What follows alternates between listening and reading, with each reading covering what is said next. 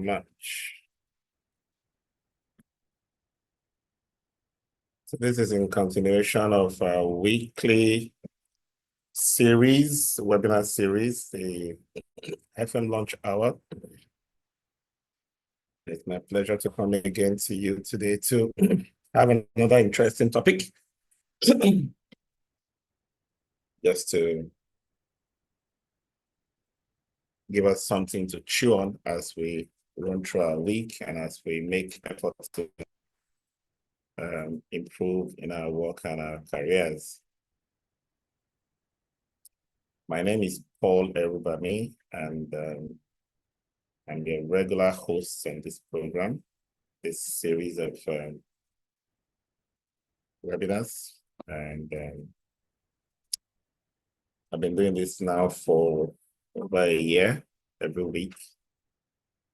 It's been an exciting time, despite the pressure of the day's work. I still try to make sure that I come to do this on a weekly basis.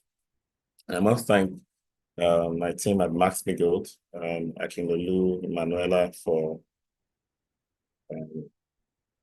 exceptionally putting this together continuously, come rain, come shine, making this program to be produced and ready to share with you all. By way of announcement or preamble, I know that we've announced that the FM Mastercraft Diploma starting for this class 24, batch 24, starts on the 12th of May. So that's roughly 2 weeks plus, almost 3 weeks to start that class. So we'll then join you to please reach out to the connections, people in your network who want to take advantage of this program, to please do so, because it's getting really close. And we're excited to, see the progress of people who have gone through this program, almost 1,000 in the last 6 years, and the impacts we are making across different organizations. If you or someone you know is interested in the FM Mastercraft Diploma, please just head over to maxmigold.com/promo, or simply go to promo.facilityManagementCourses.com. It will lead you to the same page where you can see all the details. Now, the price that is quoted on the website, if you feel not too capable, you can reach out to us. We have some discounts that we've been running. We've done about 10%. We're moving up to 5%, but we can still give substantial discount, especially for those who are aware of the old prices, have been postponing their joining. You might want to come forward now and take advantage of the old price bonanza that we still have in place. Okay. All right. So that being said, we've done so many of the topics that has to do with the building, the place, the FM triad of elements: people, place, and process. Now we're spending some time paying attention to the people. We as facility managers, how we perceive ourselves, how we relate with others, how we align with corporate strategy, how we grow as professionals and advance in our career. So today, from facility manager to facility leader, your growth path. We're looking at transitioning from just a facility manager who deals with buildings to a leader who has strategic thinking capabilities, can influence others, has a vision-driven mindset to inspire teams and drive innovation, and then align facilities with organizational goals. So it's more of, taking us, out of that mentality of we're shop floor providers of services, to start thinking about what it means to be a leader, what transformation that can do to our careers and our lives. Should be able to understand the distinction between managing facilities and leading, be able to identify core competencies needed to evolve, to become a strategic leader, and then come up with an outline of how to work on the personal growth path for career advancement, and how to build influence, drive change, and lead people. So that's what we're going to be covering in this session today. I think one of the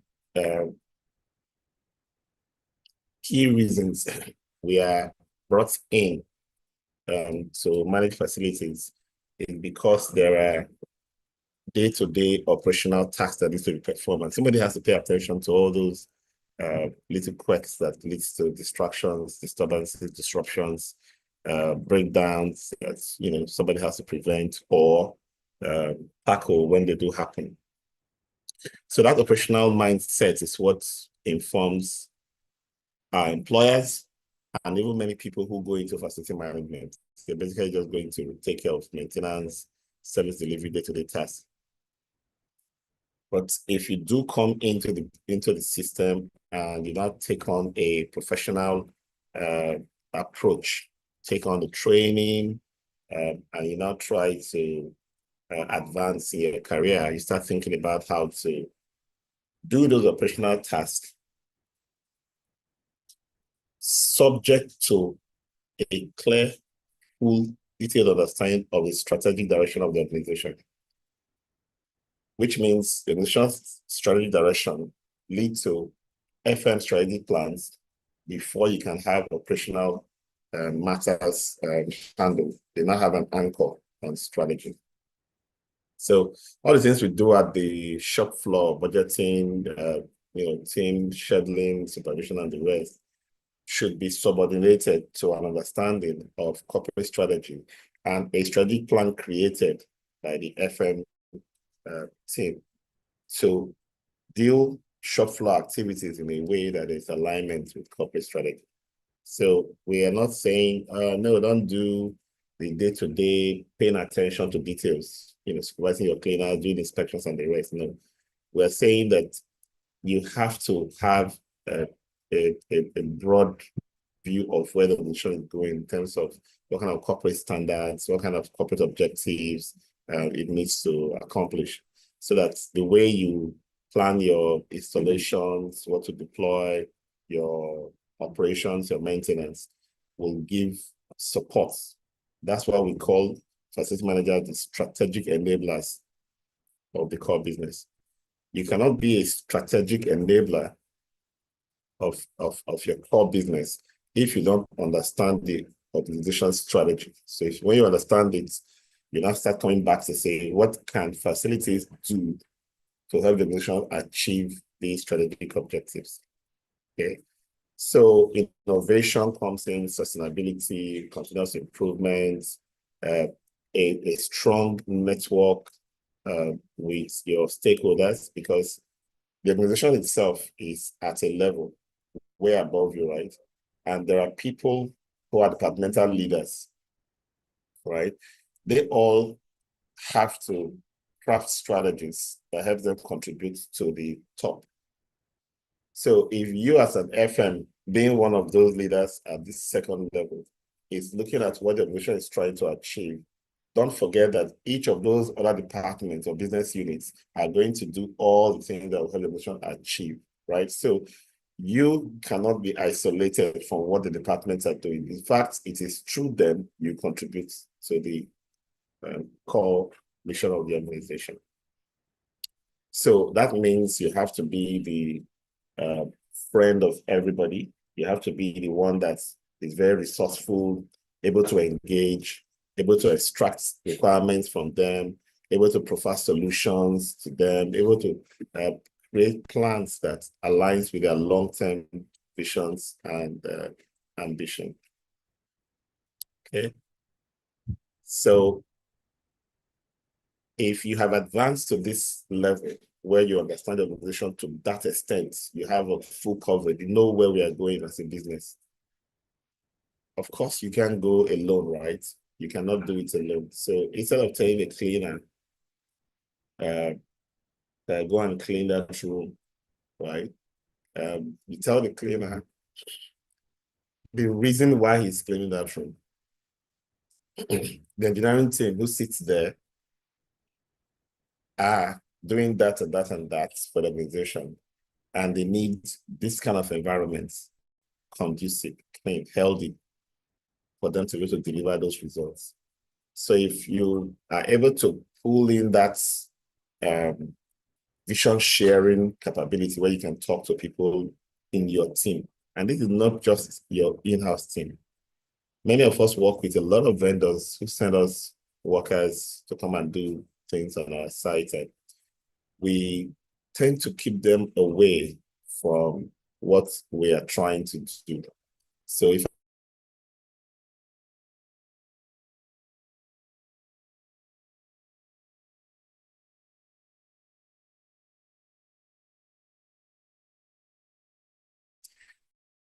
I want to provide the solutions that helps counterproductive, I cannot be disconnecting them from it and expecting that they will do it in the way my customer expects, or to enable my customer or my users to advance. In essence, I must be able to not just understand, but communicate, seek buy-in, and engender alignments and collaboration within the team. People will work better with more conviction, with more enthusiasm, if they have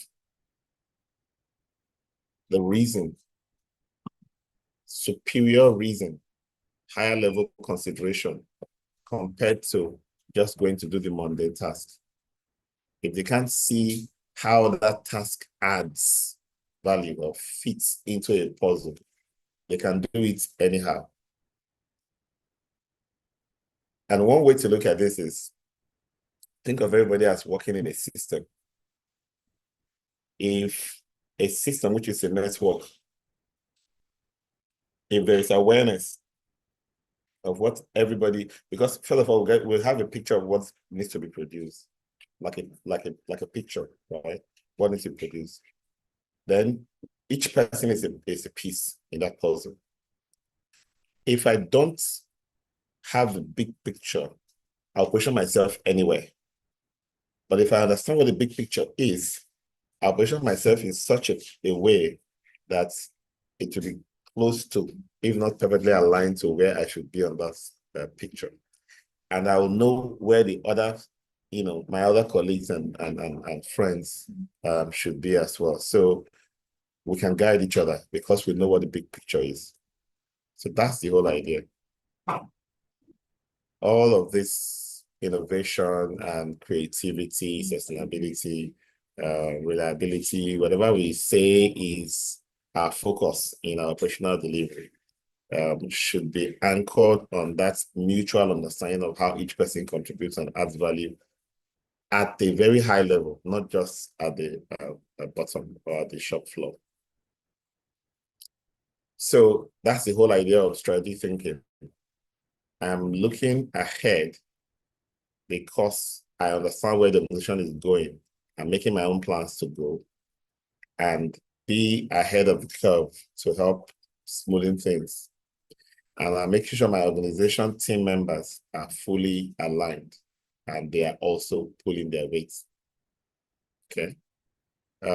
So all the future needs, the risks and opportunities, or the whole idea of proactive planning is to anticipate Don't just assume that you know what's going on and you know what's going to happen. You have a fair idea of what you want to achieve. How do you achieve it is another question. What are the risks on your path of achieving it is another question. So these are the things you need to smoothen out with your team, because they too understand the end goal now. They understand the vision. It becomes easy to communicate the mission to them. But it is really beyond knowing what to do. It's now boils down to personality. I've seen very smart facility managers. Technically, they've been trained. They can pass all their exams. But if you go to their sites, basic things they should have done have not been done. I mean, when we even give projects, say you do a project as part of the FM diploma, that project tested that you could produce asset registers, commission assessments, risk plans and emergency preparedness plans, health and safety audits and the rest, right? But you are now on the field and we visit your site to look at what you're doing. And we see that with all your certifications and experience, you're not applying any of them. So personality now comes in. How much willingness do you have to act on what you have learned or what you know? How much compliance to processes are you interested in or executing? And how are you affecting others?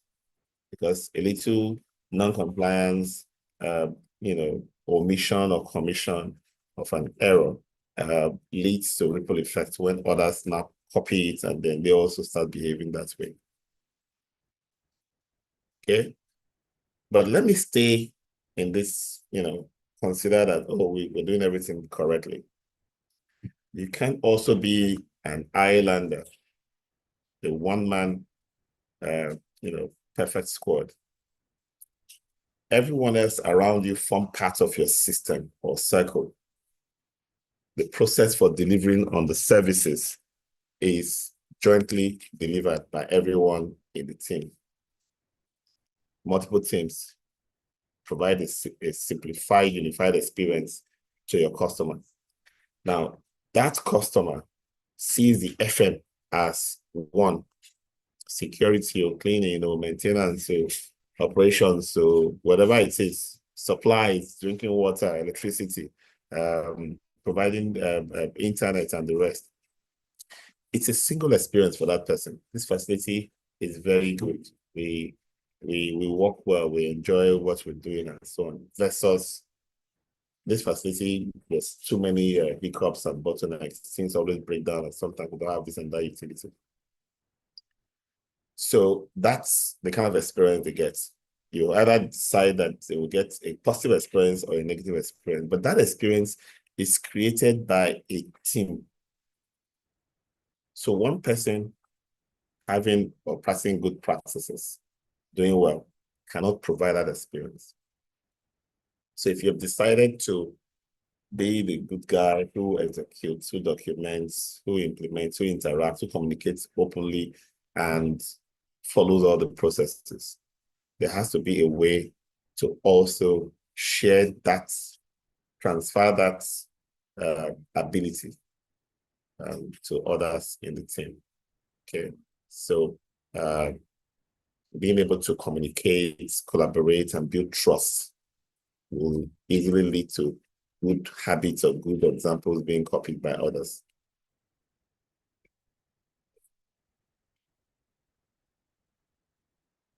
Now, sometimes we give assignments and we communicate the assignments based on some assumptions. For example, let's say we had a meeting, town hall meeting of all the staff, and the long-term vision of the mission was shared. I have not translated that into FM vision and strategy that aligns with the corporate vision and strategy that has been shared with everybody. I have not indicated how a task that I'm assigning, a job that I'm assigning to someone is going to add a result.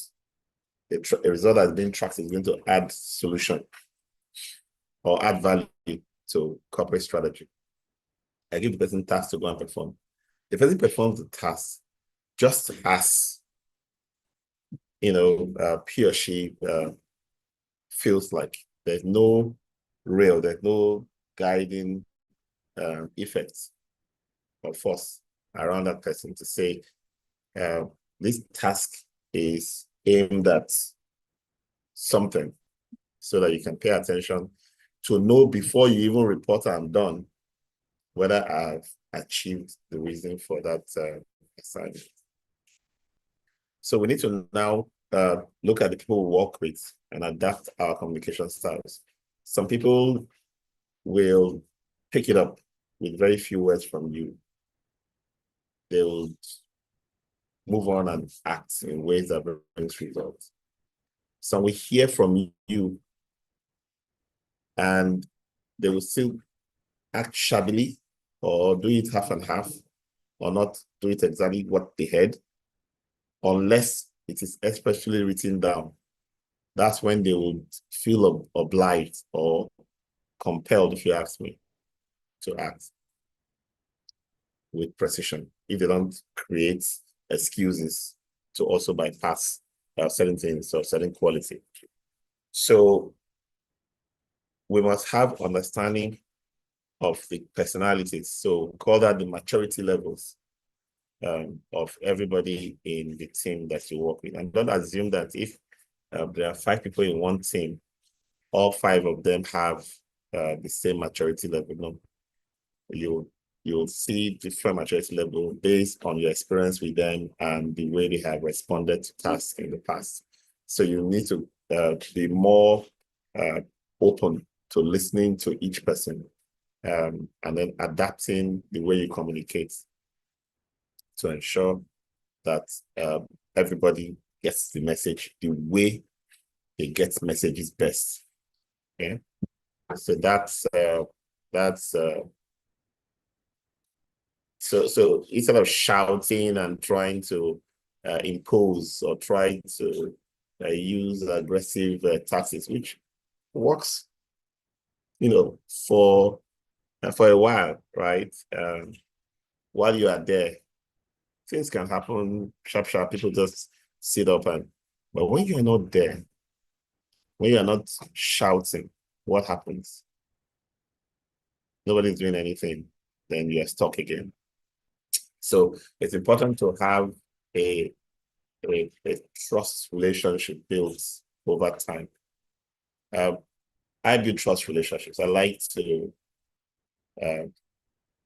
work in such a way that I communicate vision long term.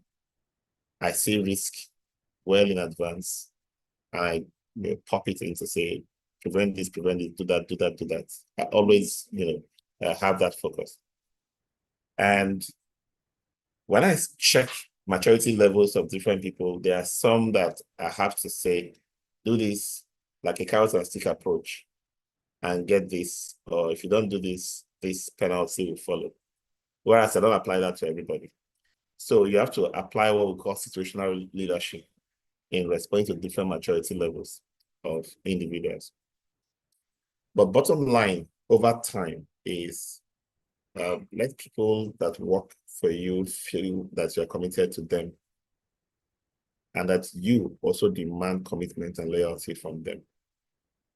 It builds long-term relationships based on trust, reliability, and consistency. Okay. Strategic insights that helps the organization's goals to be in the front of mind of people at the shop floor.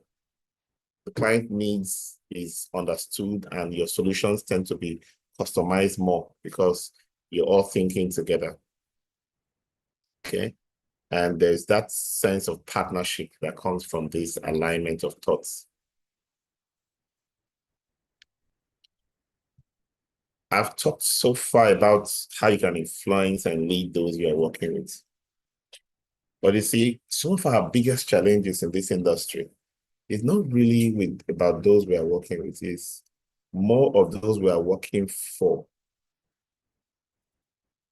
So the different departmental unit heads and staff of the organization in those departments. But even if you are an outside organization providing service to a client or a demand organization, the relationships across those internal and external stakeholders is very important. And communication is now the key or the tool for creating that closeness. How do you build a communication plan? You first identify all the people you'll be interacting with, externally and internally. People who use your services, of course, you must interact with them. Those you call services from, like vendors and so on, regulators, you need to identify them as stakeholders. Those you report to, who you need to give account of your stewardship to. You need to also have records, identify them. For every stakeholder identified, make a list of what kind of information they will need from you, what information you will need from them. Decide on the frequency of those exchanges. Decide on the channels of those communication exchanges, and create a template that puts everybody in one dashboard. So for some, you attend meetings with them, you give them briefs. For some, you have building user groups or town hall meetings. For some, it's a newsletter, information newsletter, put in notice board, for example. For some, it's emails, weekly reports, monthly reports. For some, it's a tool, like a software for entry certain data, like energy data, so they can see how much energy is being used, how much is still left, and so on and so forth. So at the end of the day, you have, different things that needs to happen in terms of communication back and forth, planned. And as you execute them, you're executing your communication plan. What this does is that you have a very strong relationship with internal and external stakeholders, because there will be clear, consistent communication. Everything that needs to be discussed, everything that needs to be shared as information is proactively planned for. The more collaboration, the more trust and accountability. People will not be chasing each other for reports. Reports will just be something that happens spontaneously.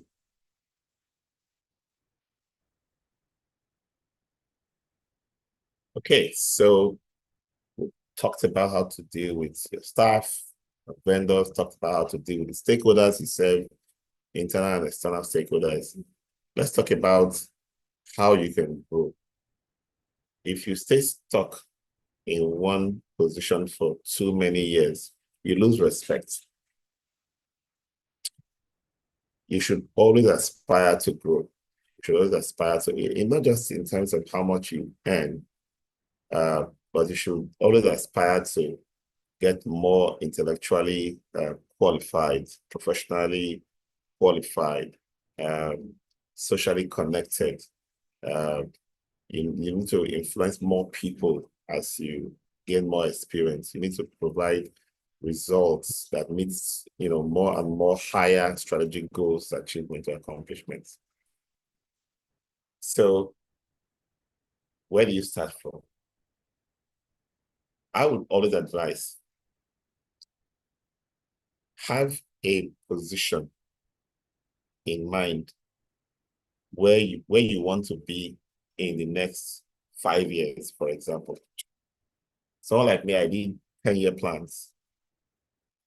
But 5 years is my milestone, where I want to be in 5 years. And at every 5 years, I revise the plan every year anyway. So every 5 years, I look back and say, have I accomplished all the things I set to accomplish within these 5 years? Now, create a persona of yourself. So a persona is how you describe yourself. you are male or you are female, you have this qualification, you have number of experience, you are in this position, this is your current earning, this is your number of people that report to you. These are the kind of initiatives, that you roll out to support organization. This kind of organization you work for. Just create some kind of outline for describing who you are now. Fast forward 5 years from now or 10 years from now, describe that person that you will be. So the same criteria or parameters you used to analyze yourself now, you can put a picture of yourself here, and then there'll be a picture of yourself then in next 5 years. But that person that you're trying to draw now, you're trying to picture now, should be this. That's the first thing.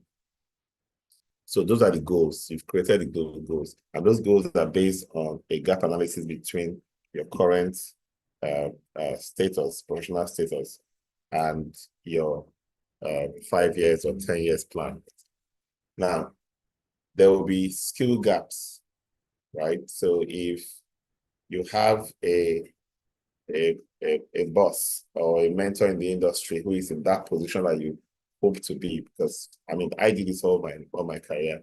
I always had people that, older, more experienced in business and in the industry, that I would say, I want to be able to have this and this and this that they are now when I get to this time. So I picked some of those that I put in my future self plan. So that helps me to create the gap, the skill gap, the experience gap that I must have. And then I start acting them. So this year I must do this and that and that. Next year I must do this and that and that. And I track my progress across those paths. And one of the things that I've always encouraged professionals is, go for certifications. It does you more good than just the degrees that we stack up. Stacking up degrees in professional careers, not really very effective. Of course, you can add degrees, become a PhD holder or professor at some point in life if you want to go into academic, but to have, a combination of practical qualifications that are recognized in your industry, added to the experience you are stacking from year to year, is, it's just the perfect path, right? So FM diploma, FMP, CFM, SFP, they're all ways to validate your experience. So because you've created a plan, some of us, the problem will be money, paying for these certifications. Nothing is less than $1 million nowadays. For some, it's not the money. They've not even created a plan. They've not had the time to look at what their future should look like. So they don't even have a plan. And that's where the problem is. Because the moment you have the plan and you make the inquiries and you know what to be involved in it, you cannot look at your finances, for example, and say, what can I put aside from my current revenue now towards this at a certain time in the future. Okay. Now, beyond the qualifications, also think about leadership training, soft skills, because you'll be leading people, you'll be managing people, and you also need to have those qualifications. That's why it's simple to go and do an MBA, for example, which is very fine. Master in Business Administration is very fine. And I have degree to have, as a facility manager, because it helps you move up the ladder towards the C-suite as well. So define clear specific goals to stay focused and motivated. Bring the goals into achievable milestones to track progress. Set realistic deadlines to maintain momentum and accountability. Regularly review and adjust your goals. And this is something that's very important. You can feel overwhelmed that a goal is not being achieved, and that can become lethargic. pulls you back, makes you not make the next step.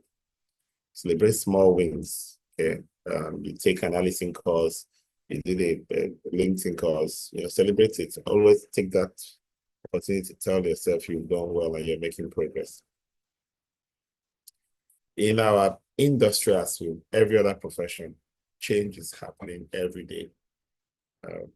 Whether in terms of technology, whether in terms of sustainability drives, whether in terms of innovations, new ideas, customer preferences. The enlightenment level of our customers is getting higher and higher. So customers that you didn't think understood FMs, who just saw you as cleaners and maintenance guys, are now beginning to pull you into meetings where they're discussing workplace value creation, whether they're talking culture, whether they're talking about well-being, because this affects corporate productivity and results achievement. And the moment you elevate yourself to this level of strategic thinking, you're not being pulled into such conversation, you know that you've advanced beyond the mundane day-to-day fixing of building parts.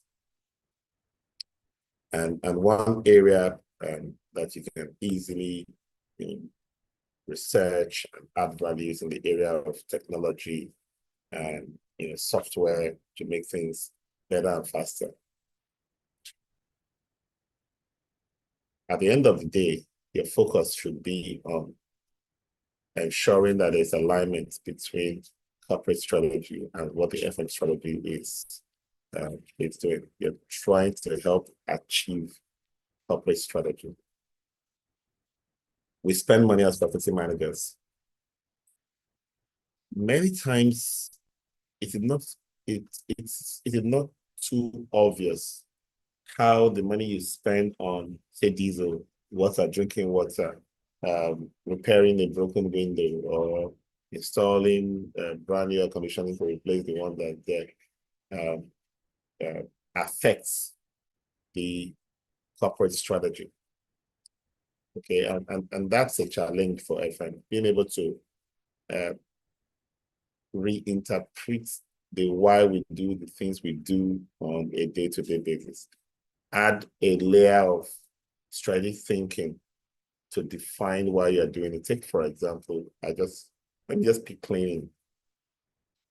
If my space is clean and healthy, I can have productive teams. Productive teams will not waste time. They will not waste money. They will get things done quickly. They will get things done because they will think straight, achieve better results. Automation less because mistakes will be eradicated just because I clean to give them a healthier environment. It's a bit of a stretch, but that's the kind of thinking I need the FMs to be having. That we do day-to-day mundane things, but they have far-reaching implications at higher level. And if we're not getting results, or we cannot see how we are contributing to those higher level understanding of results, we should rethink how we are doing what we're doing. Take, for example, cleaning again. The cleaners decide, or the cleaning supervisor decides that cleaners should do a secondary level cleaning in the afternoon of every office space, right? Which, to a large extent, is filled with good intentions, not leaving the cleaners idle, plus let's just keep this always sparkling, never, dull space at any time or day, anywhere. Makes sense. But if you just oppose that against the nuisance created by disturbing people who are trying to focus, especially in certain departments where they do a lot of mental work, they like still quiet environments, you tap into coming to do an afternoon cleaning. Your intentions of trying to plan that will automatically look disconnected from corporate strategy if you are now becoming a disruption to people who are delivering, technical outputs for the organization. So I wouldn't want to do that. So every time I think of something good to provide, I ask myself, what is going to be the implication, higher level implication to the organization? If you go to management and say, you know what, let's now start providing lunch for everybody, so everybody to become more productive and blah, blah, blah, and so on and so forth. And then you order buffets for lunch every afternoon. People eat, and then they sleep off on their desk and they can't really work again after that. What have you done, right? So point is, always find ways to connect the day-to-day to higher level considerations of impacts on strategy and organizational goals. As a facility manager, you must continuously learn and update yourself, participate in association meetings, research online, join different groups, volunteer, conferences, webinars, hangouts or professionals, whatever it is. Participate. You may know very little, but contributing that little in a forum, for example, professional forum, can lead to someone adding a note of correction or insight that can increase that little but if you didn't put it out, nobody comments, right? You have a challenge and you try to solve it, and you're not getting a headway. Putting that conversation out as a thread will bring ideas from many more people. So, have an open mindset, a growth mindset, to learn from others. Even the things you're doing well, every now and then create a post on LinkedIn, put it out on WhatsApp groups that you belong to, professional groups on Facebook and everywhere. Share some of these best practices and ideas. Create a small video, a YouTube video to demonstrate how doing ABC results in that, right? As you are sharing, you're also learning. And as we do this, as we grow in our profession, we will never get stunted. We will never aspire intellectually, mentally, physically, if we stay connected, continually share. So I knew a little, I've experienced ABC, and now I'm in the process of continually sharing. I teach every week, for example. And as I teach and engage with students, I learn from them. I use this as a continuous process. I post almost every day. I exchange professional, commentaries in different platforms. It's not just because I want to give. It's also because I'm growing. So don't see yourself as, no, I can't do this or I can't do that. No, participate. Be open. Share knowledge and experience to guide future leaders. Provide consistent support and encouragement to build confidence, foster critical thinking and independence in mentees, lead by example to instill strong values and work ethics, create lasting impact by sharing the next generation organizational success. And as you grow, you graduated 5 years ago, 10 years ago, 15 years ago, 20 years ago, always take time to reflect, look back at what those years have been. Sometimes I see my pictures pop up on Google or OneDrive, 2013, 2018, and even before. I look at those and say, who was I then? What was I doing then? What did I have then? Right? And now, I should be able to see that I'm making progress steadily. Just yesterday, I got a notification that my CFM has been renewed. I renew my CFM every 3 years. And this has been on since 2009. Every 3 years, I put in my recertification information, pay the fees, and I get recertified. Why am I able to recertify? Because I have activities that I'm performing on a regular basis that I'm putting in there to show that I am busy, professionally and in business, in FM, and adding value to the industry on a regular basis. So whether it's a meeting you attend, whether it's a conference you attend, whether it's a training you attend, whether it's a speech you gave in a conference, a training you taught, or a webinar you gave, or even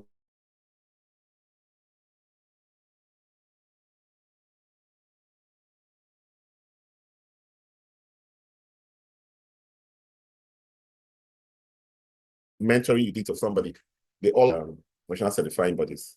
This is the only way they can confirm that their certifications are actually making impact in the lives of professionals that earn it. So you must be able to reflect. Okay. Key habits and mindsets for long-term success. Adopt a growth mindset to embrace learning and change. Never ever stop learning. Practice consistency and discipline in daily action. And this is so important. So important for us. Consistency and discipline. Things that should be done should be done. Not knowing it and not doing it. It destroys you mentally. Stay proactive and solution focused in challenging situations. And this is what we find ourselves in our industry. So I have projects that the client is basically screaming blue mother, right? Complications from all kinds of players on the project. And some just drop like a bomb from nowhere. All planned, all set, everybody's supposed to do this and that, and then all of a sudden, somebody is quiet for 2 days, and you're like, hey, what's going on? Why have you not done this? Oh, well, I met a hiccup then, and then I was frozen, and since then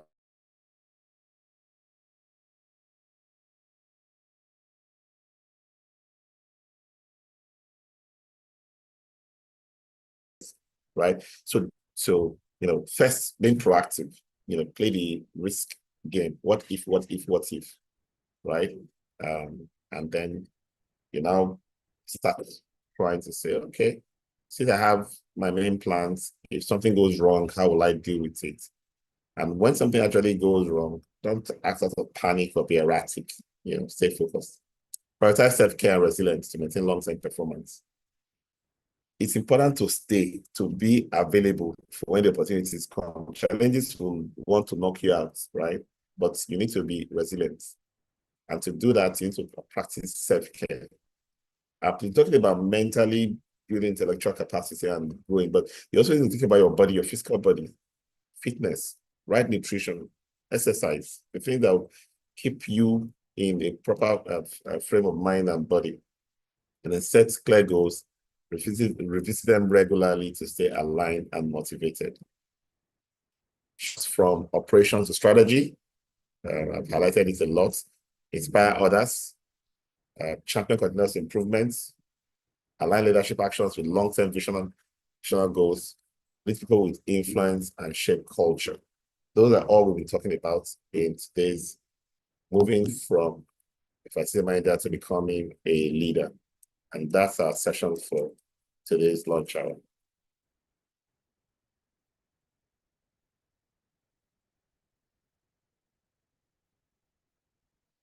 So as usual, if you have a question, you can ask.